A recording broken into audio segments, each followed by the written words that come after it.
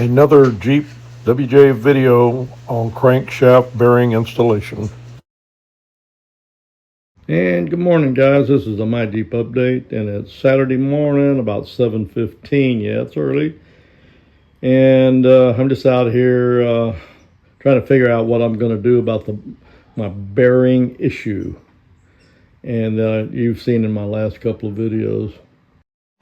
I did some research on factory crankshaft bearings, and that's what I'll be working on today. What I found is that if it came from the factory and if they used undersized bearings, crankshaft bearings, on the top, there will be a letter stamped on that raised area, and that letter will tell you what size they are. If there is nothing stamped there, it will be standard size.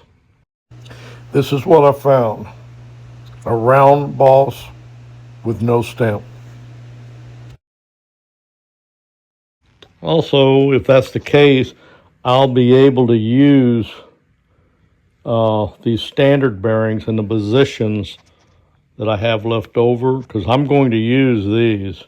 These are .001, and these are standard. And so far, on the top of the rod bearings were standard, and on the bottom, I can't remember. I may have this just reversed, but they were mixed. Also, if that's the case, I'll be able to use these standard bearings in the positions that I have left over, because I'm going to use these.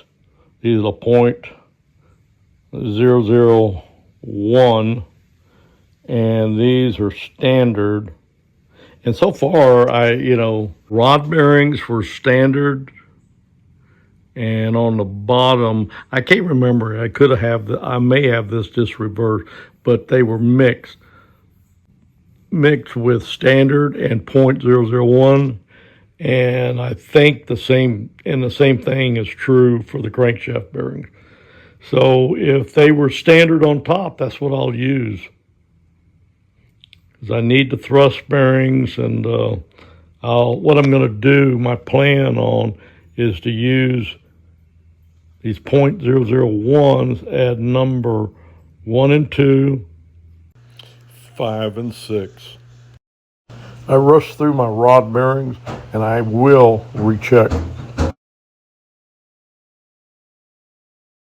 So I am going to go back into my rod bearings. They have not been torqued yet, and make sure they are installed correctly and lubricated.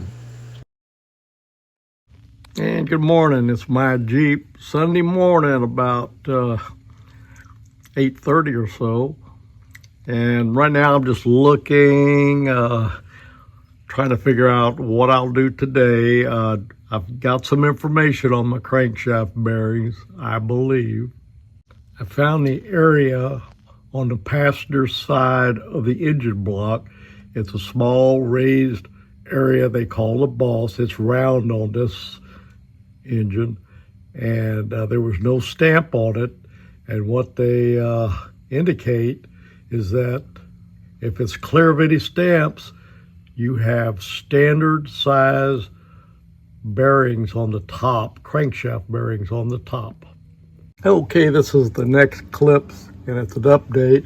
I'm working on number 1, the upper crankshaft bearing, and you can see I got it about 3/4 of the way or more in, and I did it with this punch.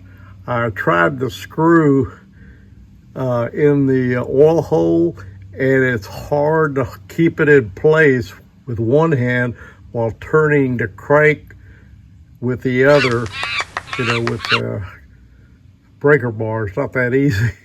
If I had the plugs out, it'd probably be real easy. But what I'm doing, I'm finding, I got that raised area there, and using my brass punch and getting it in. So what I'm probably going to do is I'll go ahead and get this in. I'll probably finish up this video here shortly, unless I run into a problem, get it posted. and probably only finish out with the next video with the key positions, you know, like 3.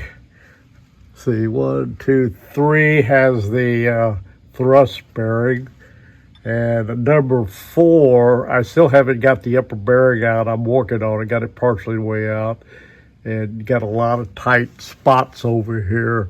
Trying to work on it, trying to get it out. The exhaust is in the way, but anyway, I still got to work on that. And the number 6 position. The rest of them, I'm not going to videotape unless I have a problem.